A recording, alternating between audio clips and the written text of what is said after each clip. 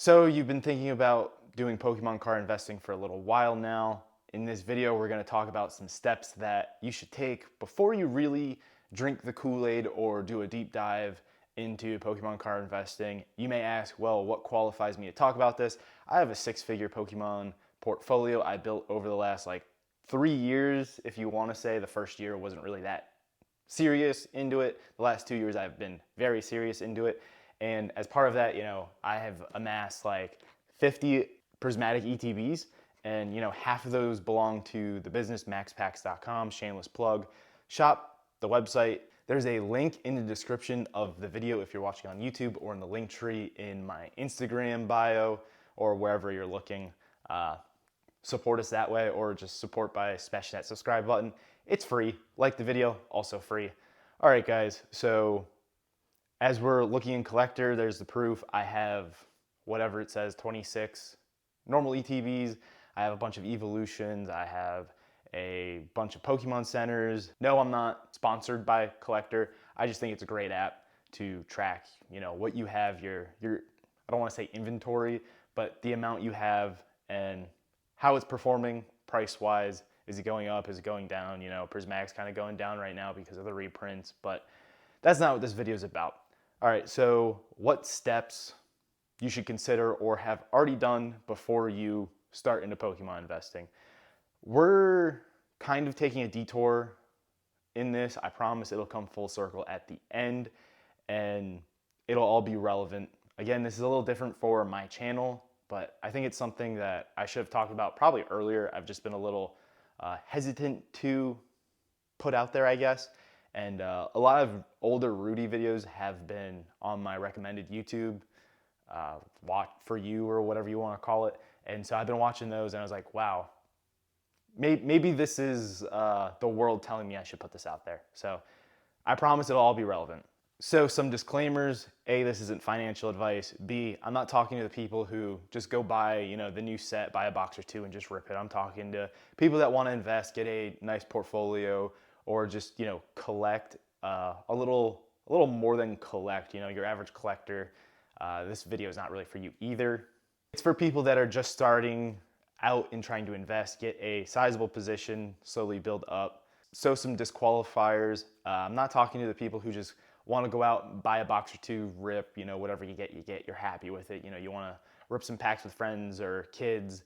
This isn't for you. I'm talking to people that really want to do a deep dive into Pokemon, get sizable positions, or just really aggressive collectors. This can kind of help you as well.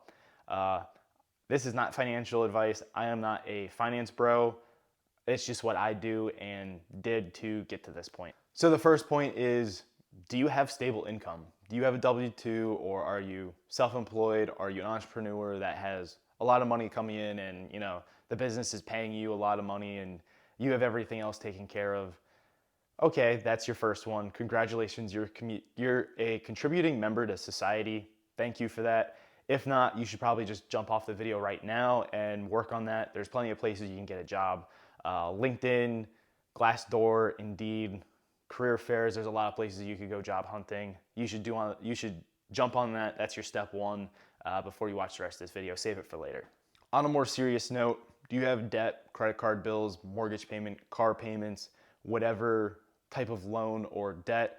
You should take care of that ASAP. That is absolute negative returns to your investment portfolio.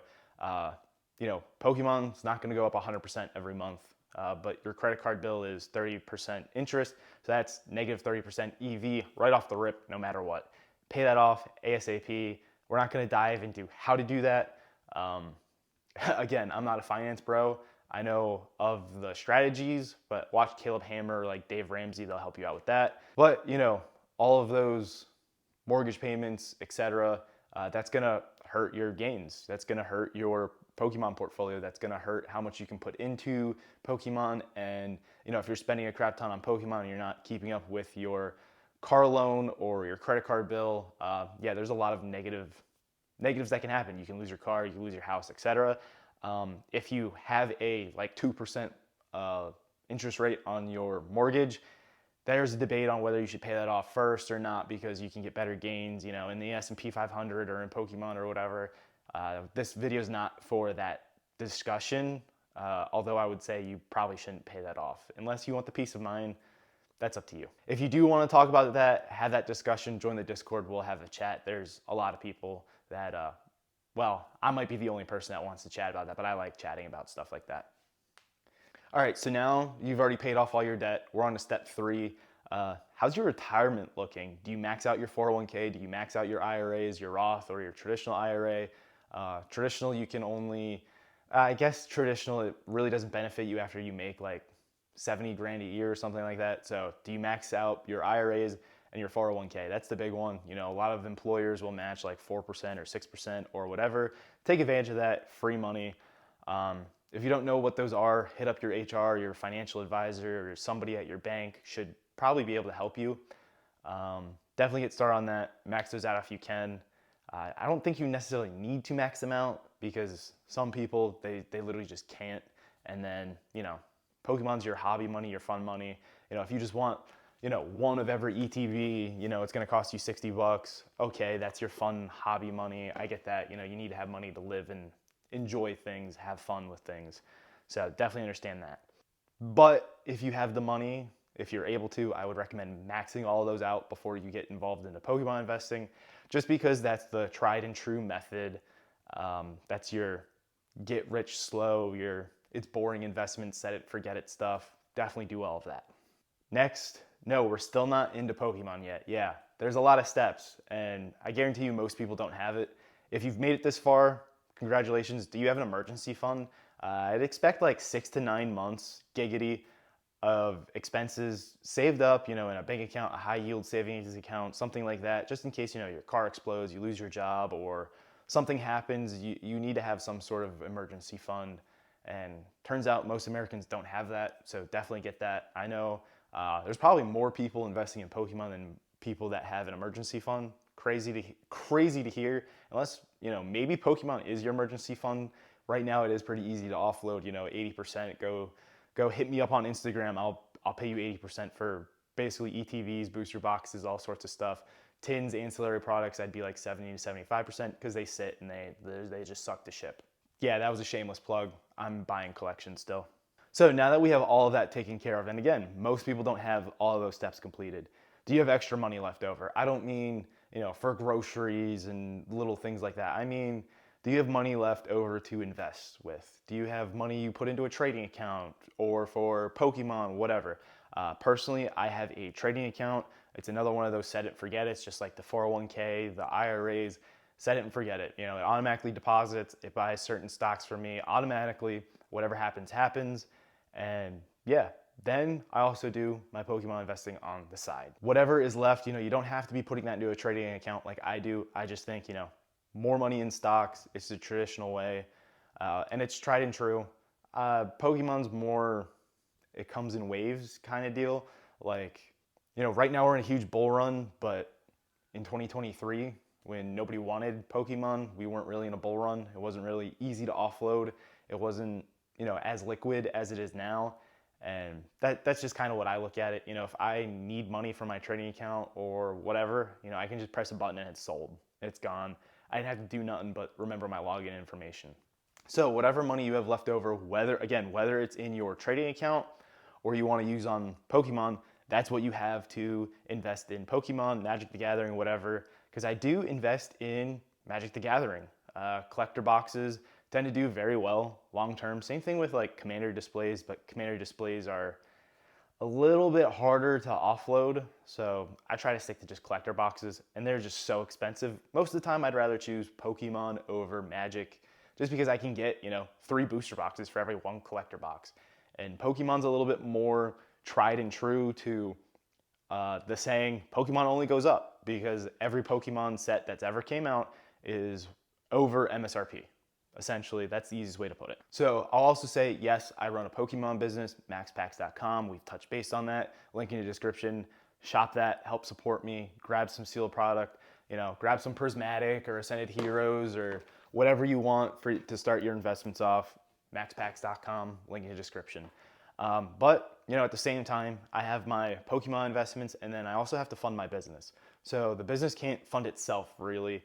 I started off with I don't know, like $5,000. So every now and again, I have to inject some personal money into there to help buy collections or whatever it is, keep the business afloat, keep getting product in and keep that churn going. Sometimes like TCG Player takes like a week or two to put money in, so I know it's gonna hit the account, but I need the money now. You see what I'm saying? So sometimes I'll just inject a little bit of money. Does that take away from my Pokemon investing? Technically, yes, but I'm not really that worried about it. So using the method that we've kind of went through, it's like 5-step program, I guess. When you start off, you might only have, $60 to buy an ETB or $160 to buy a booster box off a Pokemon Center. So there's two methods to this at this point. You either sit out of the game for a couple months to save up a larger, pot of money, or you slowly buy. I like slowly buying, when a set comes out, you usually have 2 to 3 months to, if you order off a Pokemon Center, you got the order in, you have 2 or 3 months until they charge you. So you just start, saving some money in your back pocket, or, you have a little bit of money already saved up. You can go to my website, buy your Senate Heroes ETB, and now you have it stashed. It's going to be packaged well. It's going to arrive to you safely. All's good. Or you can just, like I was talking about earlier, have a big pot of money saved up. Maybe it takes you 6 months or 8 months, whatever it may be, and then you can just grab a bunch all at once. So in that regard, if you have a big pot saved up, you could be buying the crap out of Prismatic Evolutions right now. Major reprint just happened. Great time to be buying these ETBs up. I will also say, whatever you do not over leverage yourself. Otherwise, you're gonna have to go back through the steps again. Do not put everything on a credit card that you can't afford. A lot of people do that. You'd be amazed how fast I see people burn out of the hobby. I get people that will spend, a couple $1,000s a month on my website, or a couple $1,000s a month with me locally, and then never see them again because they over leveraged themselves. They maxed out the credit cards. They couldn't afford what they were buying. And now they're out of the hobby. Now they can't collect. Now they can't do Pokemon investing, whatever it may be. I don't want that for my customers. I don't want that for Pokemon fans. I'd rather you, spend $60 with me each week, spend $60 with Pokemon Center each week, or every couple months, and be around for, 10 years than spend $3,000, burn out, and say, oh, screw this, it's not for me. Because it is for you. It is for everybody. So with that, we already touched upon it. You max out your credit card, you can't afford it. You're losing 30% to interest right there, and that just kills everywhere. I will admit there was once or twice where I came pretty close, but I was able to play off my credit card, reaching the savings just a smidge, pull out, a couple $100. There was a good deal, or Pokemon Center dropped something, whatever it may be. So, but I never was not able to pay it off. You know what I mean? So I definitely had that issue a little bit in the past, but we good now. Don't worry about it. And that's where I was like, okay, I need to take a step back. Things are like a little too crazy. And I think you also need to have the self-awareness to be like, hey, I'm spending a little bit too much. I need to take a break for a month or two and just kind of step back, look at it, be like, okay. And then once you get your reserves up, once you have, the steps taken care of, you're good again. You're good. Also, at the same time, while that's happening, you have all your boring, get-rich-slow investments taking care of you. So, even if you have to take a step back from Pokemon, all those are still set and forgets. You're still doing perfectly fine. And that's how you ultimately retire in the long run. Again, Pokemon is for everyone. Pokemon investing is for everyone. Pokemon technically does all go up over time. It's just how long does it take? How easy is it to offload, etc. All right, guys, if you liked the video, smash that subscribe button, smash that like button. As we've mentioned earlier, a bunch of links in the description. Shop the website, join the Discord, join the email list, follow me on Instagram, social media, whatever. A little bit of a different video for me and the channel. If you want to kind of talk about more finance and more Pokemon investing, more about my portfolio, let me know in the comments below, or join the Discord and chit chat with me there. I'd be happy to share some stuff. I've been kind of thinking about sharing more about that and like what's actually in my portfolio. Maybe not disclose how much it is, but just kind of start showing a little bit more of that. And yeah, let me know if that's something you guys would be interested in. I think it would also help validate where I'm coming from, where the channel's coming from, because I have technically been a successful Pokemon investor over the past couple years, and I did start in the bear market. So I got to see, the bear market run up essentially to what we are now. I haven't gotten to ride that back down, and hopefully I don't have to. I don't mean that in a weird way. I mean, like, I can sell a decent amount off here, so that way when it comes time to the bear market, I only have like S tier stuff, A tier stuff. So yeah, it'll still be affected, but it won't be affected so bad. And then if I need to sell it there, it should still overall retain value. And I kind of did this during COVID with sports stuff. Myself and my mom had a massive sports collection, and that's really what got me back into trading cards. Just selling off a ton of stuff. And I remember my mom saying, hey, sell, whatever it might be. We'll just throw something out there. It might have been like a Sid Luckman PSA 1 rookie card, or something stupid like that, or an MJ card, or something that's more valuable, more sought after. And she's like, sell that now, sell that now. And while yeah, it makes sense, I was able to offload all the junk wax, 1980s, 1990s tops, all this stuff that nobody wants, you really couldn't sell for much today. I was selling for 10x what it goes for right now, and people were like begging me for it. So I was like, no, you offload all the junk stuff now while you're in a crazy bull market. Offload all the junk stuff now while you can, while it's liquid. And that's exactly what I did. So I sold off all of her junk stuff. And yeah, she might have been a little mad, but she still has the good stuff, and a lot of that good stuff has reappreciated past where it was in COVID. Some of it's still down, but overall, I think it's a net positive. Would it have been nice to have been able to offload a lot of that stuff as well? Yeah, but market crashed before I could really get to it. So it happens. Anyway, guys, yeah, this is truly the end of the video. I'll see y'all on the next one. Remember, shopmaxpacks.com. See you guys in the next video.